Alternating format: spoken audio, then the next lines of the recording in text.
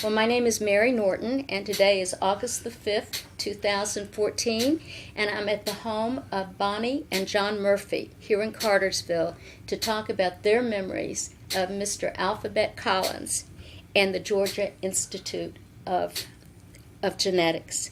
Let's start our conversation today talking about your personal connection to Mr. Collins and the Institute and why you are so passionate about telling this story to the Bartow County community. Well, I'll start off by saying when I met Mr. Collins and how come. Okay. The first man that was supervisor there was a man by the name of Welton Wilson. But he had other conflicts, so he didn't stay too long. The next man, really, well, you didn't know this, but J.T. Dean, didn't mention him before. He was there for a short while, and he went into business for himself, and he was telling me about the job. So when I interviewed with Mr. Collins, we hit it off pretty good. So we moved over there in 48. 48. And that's when I met him. And that's when I didn't realize that place was so important to him for a while. But then it grew on me, that he's real passionate about his job. And then I began to understand how it came about. And so it went from there as far as my really first years with him. Mm-hmm. Well, what do the initials? MWH. What is that? MWH. His real name was Mallory William Hallavell. Okay. It was Hallavell, not W. It was not WLL, VLL. Okay. Hallavell. All right. So there were so many initials that everybody knew him as Alphabet. So that's what he was called. No one had any idea what his name was. He was just Alphabet to everybody. Talk about the local economy and the farming community during the 1930s and 1940s. What was it like here in Bartow County? Cotton was the backbone of the economy in Bartow County. And that was before the boll weevil, right after the Big Depression. Well, people raised cotton for a while, and then the boll weevil came along. But during that time, Mr. Collins, his passion was cotton. He says cotton will always be here. It's the backbone of the clothing industry, which it is, it still is. Mm-hmm. And so he, being a county agent, he took on some extracurricular things. He looked after the 4-H club course. And in doing so, he became acquainted with all the major farmers in this county. And they learned to trust his ways. And he brought about some new practices. He believed in analyzing the soil, proper fertilization, rotation, terracing, stuff like that. And so I don't know when he got the idea for the genetics farm, but right in there in the mid to early 30s, long in there, he began formulating this idea for this experiment farm. Well, who were some of the visionary landowners who were on that first board of directors? Well, Mary, you asked me something because my memory's not too good. But I knew their faces, but I can't remember some of their names. I know there was a knight? Several. There was knights, I guess, and some of the Thackers, and several people that I can't remember their names. Do you remember the Neils? There was a whole bunch. Neils the Neils, they were also involved. All right. And I wish I could name some of them because they were really important for this article, but I don't remember their names, really. All right. Alphabet Collins was a graduate of UGA and was very successful in persuading the UGA College of Agriculture to furnish parent seed, original seed, including cotton, wheat, and oats. And it's my understanding that his agreement with UGA was, if you provide the seed, I'll buy the land, I'll build the buildings, and I'll get the equipment. That's true. Now, how was he able to generate interest in this? Because that's a big undertaking. How did he do that? I've often pondered about that over the years because, during the 30s, money was tight because we was just getting out of the Depression, Big Depression. And how he was able to get people to donate to something that it would be hard for them to understand what would be the profit from it. But he's the most persuasive fellow you'd ever see. And, of course, he got a lot of money from some of the big corporations, But a lot of the local people donated too, anywhere from $1 to $10, whatever he could get out of. So in the aggregate, he carried this, I guess you would call it a formula of his to the, boy, I don't know if he talked to the Board of Regents, but whoever he needed to talk to at the Agri, he convinced them they must have thought he was crazy when, to explain what he was going to do. Because they see he was going to raise the money to buy the land, buy the machinery, build the buildings. That's a big undertaking, just by donations. I mean, they must have, well, it's a sweetheart deal for them because they didn't have anything to lose with the supposition that they were going to inherit all this land when it ceased to function. So I imagine they grabbed at that. So it went over real good. I don't imagine they talked too long about that. So he did. He raised the money. And you said he was not a behind-the-desk person. He was not somebody... That's the reason he was able to do this, because he got out and he knew everyone in North Georgia. Probably could call most of them by the first name, because he's a real sociable guy, and he worked at his job all the time. He had no hobbies. He didn't hunt. He didn't fish. He never picked up a golf club. He was dedicated to his job. And in doing so, only somebody like him could have done this. And I don't see how he had the faith and undertaking to do it, but he did do it. Well, when we talked earlier, you said that the land surrounding the Genetic Institute was purchased from around 43 to 1955. Right. Can you talk about some of the land that was purchased during that time period? When I first went there in 48, the only land was the original plot on the north side of Highway 20 that was bought from the Felton estate. Well, in the succeeding years, a couple of years later, I believe along maybe 52, he acquired the Branton place on the south side of Highway 20. It wasn't necessarily a buy. The old man that lived there, I'm surprised that he talked him into doing this, but he wanted to buy the place, and the old man wouldn't sell it. But he worked up a deal if he could find a farm that this old man liked, Mr. Branton, that they would work out a deal where he would buy that place, and then he'd give that place to him for this one. And that's how it So they did a swap. So they didn't, it was a land swap deal. So that's how it came by. So you can see from that, he's very persuasive, because who could persuade an old man? He was already in his selfness that he would leave his own place and move away. But he did it. He accomplished that. And did you tell me it was probably that the original land purchase was around 300 acres? Does that sound right? Pardon? The original land that around the Genetic Institute was around 300 acres by the time he got through. I believe the first purchase was about 160 acres. And then I don't know how many acres for the Branton farm next, but it was well over 100. And then there's a couple of little plots that he bought that I don't remember how come. It's a small slice of land. It must have needed to square up something. But eventually then he acquired some desert land over on the north side. Okay. And couple of 3 years before I left, I guess in 55, he bought an additional 40 acres from the Felton property. So he bought two purchases of land from the Felton family. That's right. Was he successful? I mean, was he able to produce a superior quality of cotton? And was his success limited to Bartow County, or was it? No, he worked in cooperation with several different co-ops around the state. We shipped a lot of cotton by the truckload. You're talking about big trucks.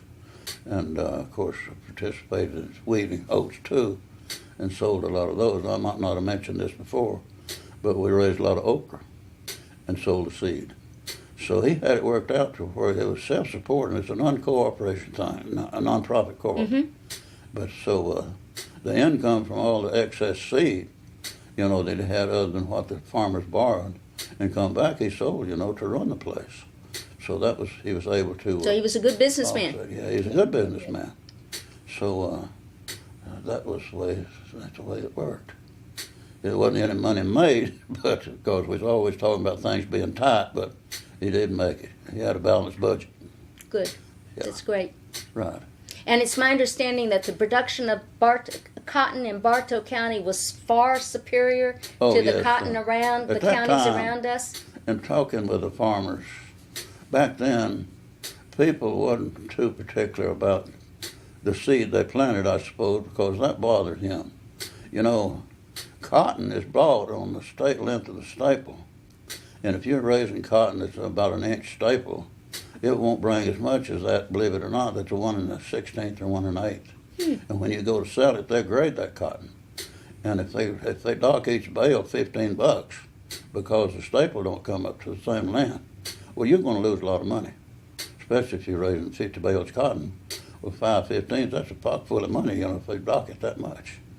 So that's the reason he got out and he would talk to these farmers about they needed to buy pure seed or get at least cured. That's the way he went about this idea that if they got their seed there, on a 2-for-1 basis, they bring the seed back there to keep them pure. That's the reason for all the machinery. Okay. So what does 2 to 1 mean? 2 to 1 means if they borrowed 1, they bring back 2 bushels. Okay. 2 for 1. I'm sorry I didn't say that right. But anyway, when they would bring back cotton to be ginned there, they'd bring back, pay back 2 for 1, and they still had seed left over to take home. And the excess they didn't need, they could sell it to their farmers or their neighbors at a bargain, so everybody profited. Okay. So that way everybody could get good seed without having to pay a... So the farmers who participated in this didn't have to come up with the money. Everybody participated. They borrowed seed and then they paid it back. No cash outlay, everybody profited. So that was good from that standpoint. Now, you and Bonnie moved there, and you had talk about where you lived and what were the buildings on this site. Well, all the buildings was already built when we moved there. Okay. Well, except they added on another bedroom and bath about the time we moved out. We had so many kids that was pushing the walls out. How many kids did you have? 4 at that time. You had 4 at that time. We had 4 at that time. We actually moved into the house that is on the property now in 51, Okay. early part of 51, because my first child was born June the 4th of 51, so we lived there 2 or 3 months before he was It was born. a great place for children. They could play out there and nothing to bother them.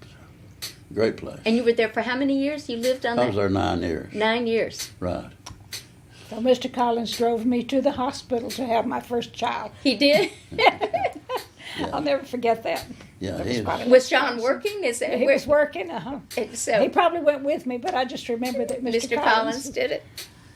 So the gin was constructed, and Oh, then yes. there was a Yeah. house that you lived Everything was in. running when I moved in. Was there a garage too? Is that? Well, No, he no, and I the- built the garage later. Oh, it was. Okay. So And a guy named Charlie Benham. it was built, That I'm it doing. had a stone foundation to match the other architecture of the house and the gin building. So, yeah, he was, then the night I worked for him. I'll have to throw this in because between me and him, there never was a harsh word. He just let me run the place. Between you and if Mr. I ever Collins? done anything that displeased him, he never did say so. So I reckon he just tolerated my mistakes. But he was such a wonderful character. Wonderful. Reader's Digest used to have a little article about my most unforgettable character. Uh-huh. Well, I guess he would be mine. Your most unforgettable. That's great. One of the things I was curious about is when this corporation was established, Alphabet Collins and members of the board drafted something called a petition for charter, and it stated that the corporation could be dissolved by the board, but the assets should be transferred to the Board of Regents.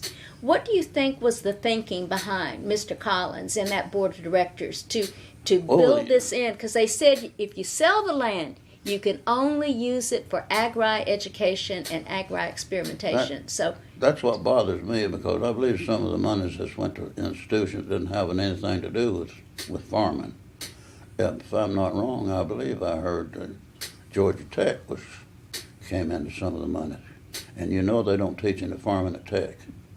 But anyway, he visualized, I believe, that one day the college would have some sort of connection, farming, seed propagation or something along that line. I believe he never did come right out and say that, but I believe that's what he thought, since it was an experiment farm and it was given to the university. And I believe that he imagined that once it was taken over by the university, they'd at least establish, even if not a college there, they'd establish an experiment farm of sorts. So you think he really thought there would be a college there someday? He told me. He told you one that? day. Well, I forget what we were talking about, but I know we were standing there at the front of the gym. I'll never forget it. And he said, "John, there'll be a college here one day." And I made some remark, well, I guess they should because they get all this land. But we just dropped it right there. Never say any more. But I remember that very vividly. So it took on a number of years to get that Georgia Highlands College there, but it did happen. Sure. It did happen. Sure I can just see him. He came every day to check on things, and he'd just go down across these fields just bouncing in there on Mercury. I mean, he didn't care if it was dusty or if it was muddy. He went across those fields. I never will forget that old 48 Mercury. He didn't care what it looked like. He'd just go bouncing across fields. And Helen, his wife, would fuss about getting dust all in it. And you're going to tired of it. And he would say, it's the best shape it'll ever be in for it. That's right. So he's quite a character. It's my understanding that the Genetic Institute's last year in operation was around 1972.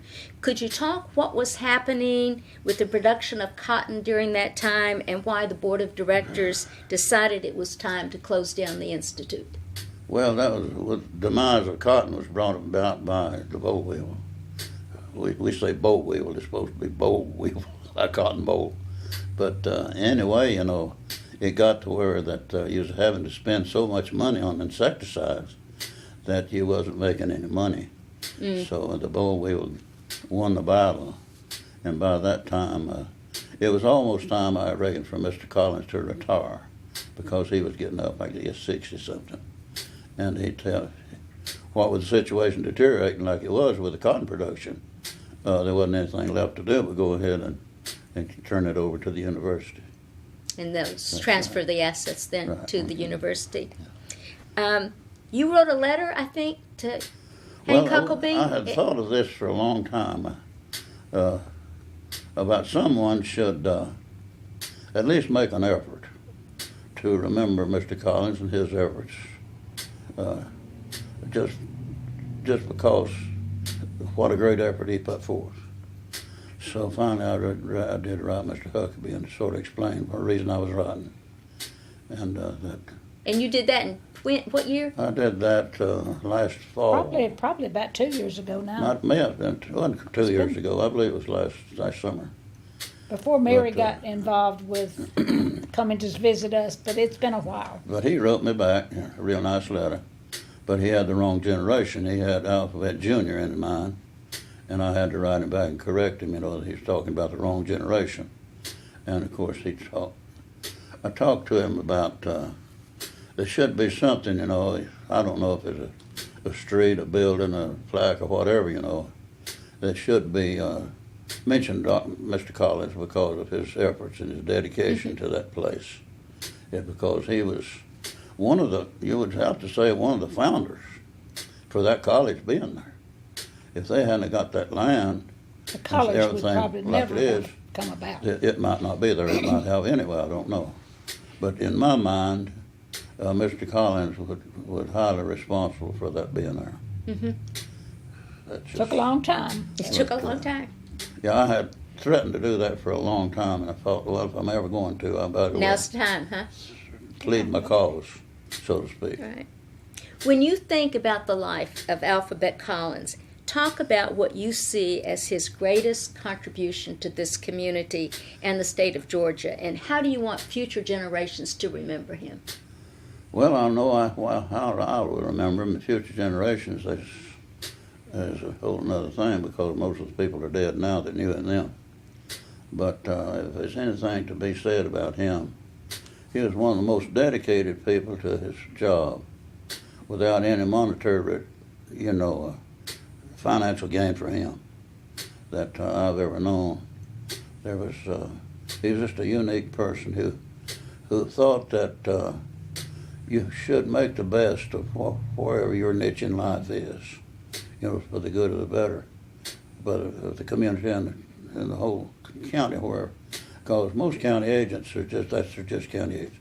But he went further, he went beyond. He had a vision, it sounds like. Yeah, he had a passion for what he'd done. And I can see him out in the field now. He would make stock selections of cotton. He was a hands-on. Cotton is self-pollinating, so you had to do it with stalk selections. And he would take these stalks, pick the cotton off, and put them in little paper bags, individual paper bags, and we would gin those on a small gin. And he'd keep records of them, and he'd plant them in little rows. And then when harvest time come, he'd pick the best of the best and propagate them in that manner. Mm-hmm. So he's really dedicated. So I admire the man for he wasn't getting any monetary return out of that. It was something he loved and he believed in. And that's why I remember. Thank you. That's why I remember. And thank you to both of you for taking the time today to share this important history about Alphabet Collins and the Genetic Institute. And on behalf of the Oral History Project, we appreciate your providing this information. Well, I appreciate thank you. I appreciate getting the opportunity to speak my piece about Alphabet Collins. Thank you. Thank you.